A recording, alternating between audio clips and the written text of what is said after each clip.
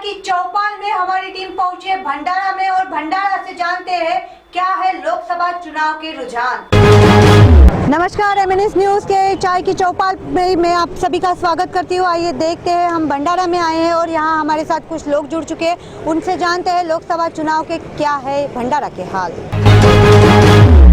भंडारा शहर से हमारे साथ कुछ स्थानिक लोग जुड़ चुके हैं और आइए जानते हैं उनकी प्रतिक्रिया है क्या है लोकसभा चुनाव की। मेरा नाम डॉक्टर विनोद भोयर है और मैं कांग्रेस का कार्यकर्ता हूँ। जो अभी लोकसभा के चुनाव हो रहे हैं, इसमें देश का जो विकास है, देश किस राह पर खड़ा है, क्या लगता है आपको? एक बात तो ये है कि आज़ादी के उपरांत सबसे बड़ी अगर कोई विफल सरकार अगर मानी जा सकती है तो वो ये नरेंद्र मोदी की सरकार है। मैं ये शब्द इसलिए इस्तेमाल कर रहा हूँ क्योंकि हर मोर्चे पर ये जो सरकार है ये विफल हुई है। 2014 में जब ये सरकार ने कहा कि भाई हम 2 करोड़ रोजगार हर साल यहाँ के युवा बेरोजगारों को देंगे, वो भी उन्होंने वादा पूरा नहीं किया। तो नोटबंदी के बारे में क्या प्रतिक्रिया है? नोटबंदी क्या देश में ज़रूरी थी या नहीं? हमारे हिसाब से नोटबंदी ये करना ही ज़रूरी नहीं था, क्योंकि नोटबंदी के करने के बाद में जिस तरीके से उसमें फेरबदलाव किए गए और 300 से ज़्यादा लोग ये नोटबंदी के चक्कर में शहीद हो गए। और यहाँ इस नोटबंदी के इसमें निर्णय लेते हुए अर्थमंत्री को भी विश्वास में नहीं लिया गया और यहाँ तक कि रिजर्व बैंक के जो गवर्नर थे रघु राजन, उन्होंने भी इस बात को एडमिट किया कि भी सरकार ने हमको विश्वास में नहीं लिया गया। तो क्या लगता है देश किस राह पर चल रहा है? इस बार तो भारी संकट की स्थिति हमारे देश में एक मॉडर्न फैसिज्म का हम सामना कर रहे हैं। एक तो पत्रकारों पर दबाव बढ़ाया जा रहा है। आप देखेंगे कि भी कई लेखकों पर हमले हुए, NDTV जैसे चैनल्स पर हमले हुए या फिर उन पर रेड डलवाई गई और अभिव्यक्ति स्वतंत्रता इस वक्त इस देश में खतरे में है। दलितों पर अत्याचार हो रहे हैं, महिलाओं पर अत्याचार हो रहे हैं, छोटी छोटी बच्चियाँ भी उनके अत्याचारों से बच नहीं रही है। ये कैसी सरकार है और किस लिए चलाई जा रही सरकार, ये मेरा सवाल है। तो क्या है देश की दशा और दिशा? हम ये समझते हैं कि देश में सबसे बड़ा अभी संकट आ रहा है वो ये कि हमारी धर्मनिरपेक्षता भी खतरे में है। जिस तरीके से कुछ खास समूहों को टारगेट किया जा रहा है उसके तरफ ध्यान देने की ज़रूरत है और उसके तरफ सरकार का ध्यान जाना चाहिए। सरकार ने समाजों को बांटने की जो राजनीति अपनाई है वो देश के लिए घातक सिद्ध होगी और सरकार ने जो युवाओं को जो सपने दिखाए थे वो अगर सपने सरकार पूरा नहीं कर पाई तो ये देश निरंतर ये संकट में जाएगा और ये गर्त में जाएगा। इसमें सिर्फ एक अच्छी उम्मीद यह है कि राहुल गांधी का नेतृत्व का उदय होना बहुत ज़रूरी है, उनको मदद कर मिलना बहुत ज़रूरी है। धन्यवाद। तो आइए चाय की चौपाल में दूसरे प्रतियोगी की तरफ और जानते हैं उनसे क्या है उनकी प्रतिक्रिया लोकसभा चुनाव के बारे में। नाम बताइए। मेरा नाम विकास मदनकर, मैं BJP का जिला सचिव हूँ भंडारा में। तो जो अभी लोकसभा चुनाव है तो आपको क्या लगता है कि बीते 4 सालों में अपने सरकार ने क्या पाया और क्या खोया?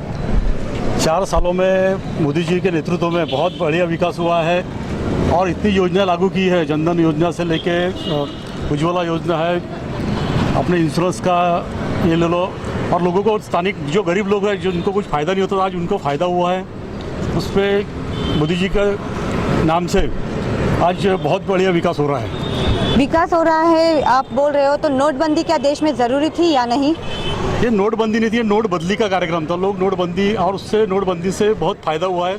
जहाँ अपने जम्मू कश्मीर में जो आतंकवादी को पैसा जाता था उस चक्कर में आज पत्थरबाजी वहाँ बंद हो गई है, वहाँ आतंकवादियों का काम कम हो गया है। ठीक है, तो फिर देश किस राह पर खड़ा है, क्या लगता है आपको? देश एकदम विकास की राह पे खड़ा है। 60 साल में जो कांग्रेस ने किया मोदी जी 4 साल में कर रहे हैं और बहुत अच्छा करेंगे। अभी लोगों को थोड़ा सा इतनी जल्दी तो 60 साल का जो है वो 4 साल में नहीं होगा, इसलिए लोगों को थोड़ा धीर रखना चाहिए और मोदी जी बहुत अच्छा काम कर रहे हैं।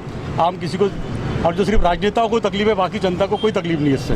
तो किस तरह देश की दशा और दिशा है? देश की दशा भी अच्छी है, दिशा भी बहुत अच्छी है, इसमें कोई तकलीफ नहीं। तो आइए चलते हैं चाय की चौपाल के तीसरे प्रतियोगी के पास और जानते हैं उनके लोकसभा चुनाव की प्रतिक्रिया। शमीम शेख, पक्ष नेता, नगर सेवक भंडारा। तो क्या लगता है बीते 4 सालों में सरकार ने क्या खोया और क्या पाया? सरकार ने कुछ भी पाया ही नहीं, खोया ही। तो क्या नोटबंदी ज़रूरी थी या नहीं, क्या है आपकी राय? नोटबंदी से बहुत बड़ा नुकसान हुआ है पूरे हिंदुस्तान के अंदर में। आप देख लीजिए, लोगों ने लाइन में लग के अपनी लोगों ने कई लोगों की जान गई है। ये ज़रूरी नहीं था। ये नोटबंदी जो की गई, इनके ऊपर में जो नेता लोग थे, इन्होंने बड़े लोगों के पैसे वाइट करने का काम किया। तो क्या देश किस राह पर है, क्या बोलना है आपका? देश तो अभी मोदी जी मुफ्त चाहता है। देश अभी सिर्फ मोदी जी मुफ्त चाहता है, बाकी कुछ नहीं। मोदी जी को छोड़ के लोग अभी हमारे यहाँ के राहुल जी के तरफ में नाना भाऊ जिन्होंने राजीनामा दिया, आज हिंदुस्तान के अंदर में बहुत बड़ी बात है, जिन्होंने राजीनामा दिया, राजीनामा देके आज यहाँ पर काम दूसरे के लिए कर रहे हैं। और यहाँ पे मोदी जी की सरकार ख़त्म है। ये बार राहुल जी की सरकार रहेंगी, हमारी यूटी की सरकार रहेंगी। ये बार 100%। हम पिछले बार नाना भाऊ 1.5 लाख वोटों से चुन के आए थे, अभी हमारे मधुकर कुकड़े जी 2.5 लाख वोटों से चुन गए। तो क्या दशा है और क्या दिशा है देश की? देश के हाल तो सबको मालूम है, मीडिया को मालूम है, क्या दबाया जा रहा है, क्या किया जा रहा है। पूरी मीडिया के अंदर में सबको दबा के काम किया जा रहा है। तो अभी हाल तो बस एक ही है, 19 के अंदर में अभी तो दिख ही जाएगा। ये अभी 28 तारीख को, 19 में तो पूरा साफ है। धन्यवाद। तो आइए चलते हैं चाय के चौपाल के चौथे प्रतियोगी के पास और जानते हैं उनकी प्रतिक्रिया क्या है लोकसभा चुनाव की। मैं मोहम्मद आदिल सिद्दीकी, भारतीय जनता पार्टी अल्पसंख्यक मोर्चे का प्रदेश सचिव हूँ और 25 साल से भारतीय जनता पार्टी के साथ जुड़ा हुआ हूँ। ठीक है, तो बताइए कि क्या बीते 4 सालों से अपने जो सरकार है उसने क्या पाया और क्या खोया? पाने के लिए तो भारतीय जनता पार्टी की सरकार ने बहुत कुछ पाया है और मोदी जी के पास में बहुत सारे विज़न है देश में काम करने के लिए। लेकिन ये 60 साल की जो सरकार थी कांग्रेस की, इनको अच्छे काम और ठोस कोई डिसीजन पसंद नहीं आ रहा है और सरकार बहुत ठोस कदम चलकर कड़े कार्रवाई कर रही है, जो ये कांग्रेस और राष्ट्रवादी और जो बाकी सरकारें थी उनको बर्दाश्त नहीं हो रहा है। तो क्या नोटबंदी ज़रूरी थी देश में या नहीं? नोटबंदी ज़रूरी थी। कई राजनेताओं के पास काला पैसा था, जो वो पैसा आतंकवादियों के लिए, कश्मीर मुद्दे के लिए और दंगा भड़काने के लिए इसका उपयोग करते थे। इसीलिए कड़क कार्रवाई करना ज़रूरी था। हाँ, मानता हूँ मैं कि इस नोटबंदी में थोड़ी बहुत गलती हुई है, लेकिन उसका नोटबंदी को दोष देना ये ज़रूरी नहीं है। ये सरकारी व्यवस्था है और राष्ट्रीय बैंकों ने सरकार को सहयोग नहीं किया, जिस वजह से नोटबंदी थोड़ी सी फेल हुई है।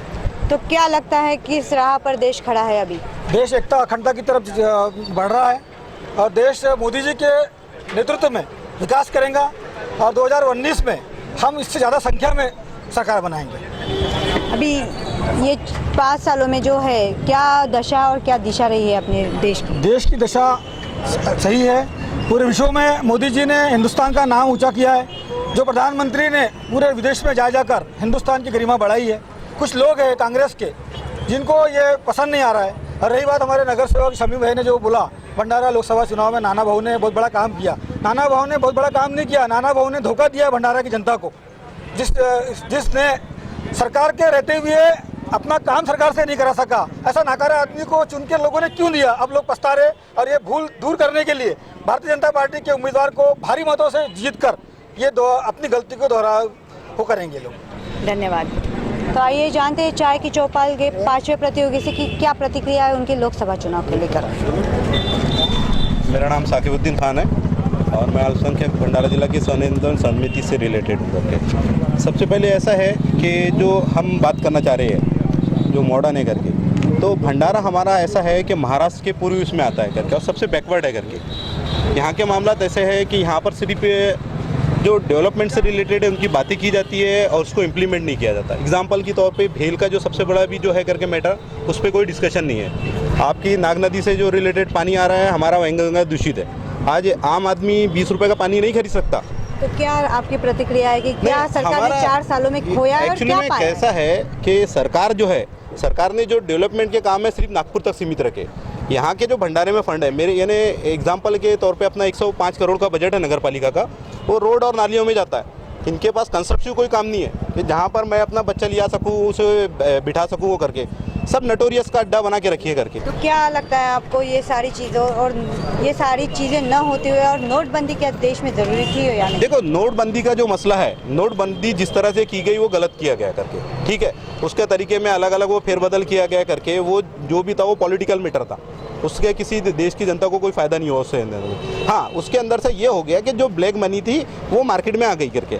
अब कैसा है कि उसकी बची नहीं करके, उससे फ़ायदा भी हुआ है, नुकसान भी हुआ है। किस राह पर देश खड़ा है अभी फिलहाल? देश तो अभी बिल्कुल यानी मतदार में खड़ा हुआ है करके यानी, क्योंकि ऐसा है कि जब हमारे को यानी कोई यानी कंस्ट्रक्टिव प्रोग्राम आता है तो उनके पास में जवाब नहीं रहता है, वो इशू ऐसे लाते हैं। मेरे को एक बात बताइए, वो जीना को मरने के लिए भी कितने 48 के अंदर में हुए करके, आज उसको आपने MOU से लाए, उस पर से कर्नाटक लेकर गए, कर्नाटक के बाद में आज वो फ्लाइट से वापस वो हो गए, कराची हो गए।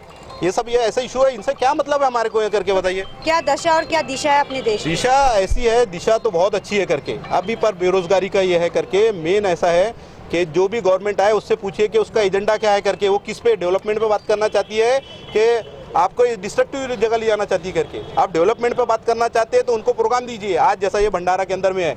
मेरे को एक बात बताइए, इससे पहले इशू था यहाँ पर करके भेल भेल भेल भेल करके, इससे पहले इसके वीडियो कौन का था, वो कहाँ है? वो 1000 लोगों को रोजगार दिया जा रहा था, वो इसके अंदर में अभी क्या है, ज़मीन एक्वायर करने का काम करके रखे क्या आपने? कर इसके ऊपर में गवर्नमेंट किसी की भी रहे, खासदार कोई भी रहे, आपको ये चाहिए कि वो चालू कर रहे हैं या बंद कर रहे।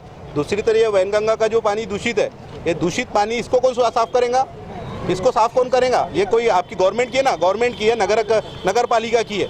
ये सब बजट के पैसे जो आप ले रहे हैं, क्या काम में कर रहे करके? कंस्ट्रक्टिव काम कीजिए करके, इस काम से कुछ नहीं होगा।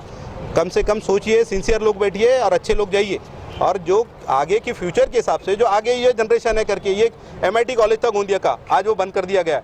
मेरे को एक सिंपल सा एक बात बताइए, ये बच्चा कहाँ जाएगा पढ़ने के लिए? कॉलेज है वो, कॉलेज। हाँ, जिसका भी कॉलेज है, सो एंड सो का कॉलेज है, उसका जवाब देना चाहिए ना करके इन्हें, कहाँ जाएगा करके। गवर्नमेंट मेरे का एक सिंपल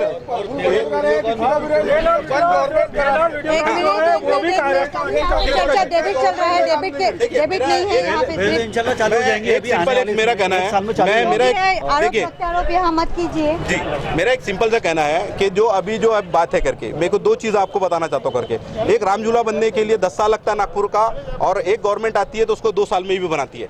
तो उसी तरह जो अभी जो नागपुर के अंदर में मेट्रो का चल रहा है करके, उन्होंने कहा है कि वो हम वर्धा से लेके भंडारा तक करेंगे। तो मेरे को बताइए, ये आप अपने घोषणा पत्र में दीजिए कि हम अभी जीत के आते हैं तो हम इसको इम्प्लीमेंट करेंगे करके, यानी भंडारा तक लेकर आएंगे करके। कम से कम गवर्नमेंट की रेलवे की ज़मीन अवेलेबल है, सब कुछ इंफ्रास्ट्रक्चर अवेलेबल है, आपके पास में सिर्फ करने की इच्छा शक्ति चाहिए, और जिसके पास में है उसको कुछ वो काम की ज़रूरत नहीं है करके। धन्यवाद। आइए जानते हैं छठवें प्रतियोगी से क्या है उनकी प्रतिक्रिया लोकसभा चुनाव को लेकर। हाँ जी, मैं मयूर बिसेन, जिला व्यापारी आघाड़ी भंडारा जिला का अध्यक्ष हूँ, भाजपा। क्या लगता है आपको कि बीते 4 सालों में सरकार ने क्या खोया और क्या पाया?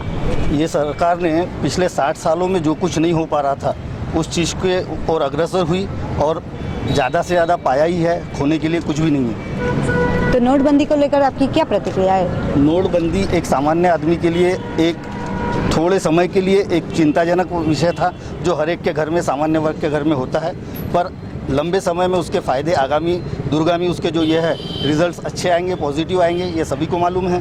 टाइमिंग जो उसका फ़ायदा हुआ था वो कश्मीर में आज ये जो पत्थर फेंक है वो बंद हो गई, आतंकवाद पे लगाम लगा हुआ है। तो क्या लगता है देश किस राह पर खड़ा है अभी?